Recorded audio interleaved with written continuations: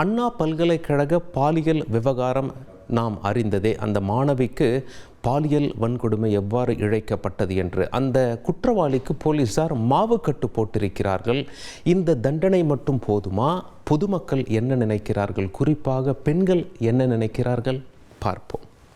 இந்த மாதிரி பெண்களுக்கு படிக்கிற பிள்ளைகளோ நிறைய ரோட்ல நடந்து போற பிள்ளைங்களுக்கும் இந்த மாதிரி ஒரு சம்பவம் நடக்கல அவங்களுக்கு ஒரு முக்கியமான ஒரு விஷயம், ஒரு தண்டனை கொடுக்கணும். ஏன்னா இந்த தண்டனை கொடுக்கும்போது எந்த ஆண்களுமே நம்ம இந்த மாதிரி செய்யக்கூடாது அப்படின்னு நினைக்கிற அந்த அந்த தண்டனையை பார்த்துட்டு அவங்க நினைப்பாங்க, இந்த மாதிரி நம்ம திரும்பி கூட பார்க்க கூடாது பெண்களை அப்படின்னு நினைக்கிறது. ஒரே ஒரு இது, என்கவுண்டர் பண்ணணும்.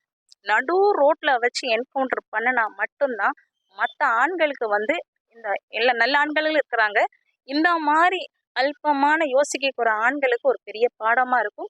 அண்ணா பல்கலைக்கழகத்தில் உள்ள மாணவியை பாலியல் வன்முறை செஞ்ச குற்றத்துக்காக ஒருத்தரை கைது பண்ணியிருக்காங்க. அவர் மேலே நிறைய 20க்கும் மேற்பட்ட வழக்குகள் இருக்குது. ஆனாலும் அவருக்கு தண்டனை இன்னும் கொடுக்கல. அவருக்கு சரியான தண்டனை கொடுக்கணும். சட்ட ரீதியாக அதிகமாக தண்டனை கொடுக்கணும்.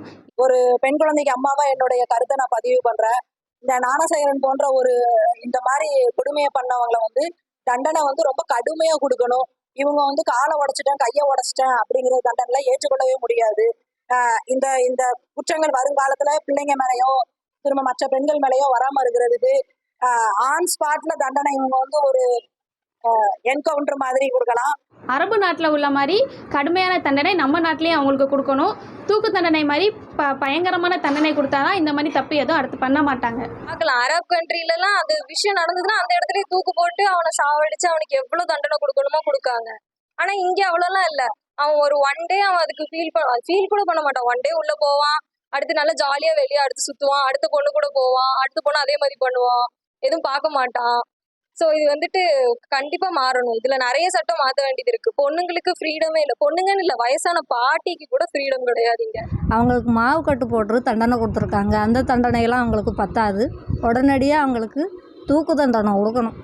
இதுதான் நல்ல தண்டனை. எந்த ஒரு இதுவும் இல்லாமல் உடனடியாக அந்த தண்டனையை அவங்களுக்கு நிறைவேற்றணும். எப்பெல்லாம் தண்டனைகள் கடுமையாகுதோ அப்பெல்லாம் குற்றங்கள் குறையும் அப்படிங்கிறது உண்மைதான். இந்த கோயம்புத்தூர்ல சேட்டு பெண்கள் கிட்ட விளையாடினவங்கள நடு ரோட்ல பாக்குற மாதிரி என்கவுண்டர் பண்ண மாதிரி இந்த மாதிரி ஆட்களை எல்லாம் என்ன பண்ணணும்னா நடு ரோட்ல ஓட விட்டு சுடணும். அப்படி சுட்டா அதுக்கப்புறம் அடுத்தவங்களுக்கு அதை பார்த்து ஒரு பயம் வரும்.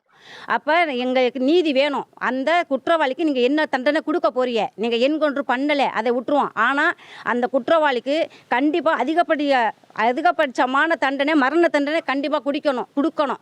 மரண தண்டனை கொடுத்தீங்கன்னா தான் இன்னொரு பெண்களை நாங்கள் பாதுகாக்க முடியும். செய்திகளை உடனுக்குடன் தெரிந்து கொள்ள உடனே சப்ஸ்கிரைப் பண்ணுங்க.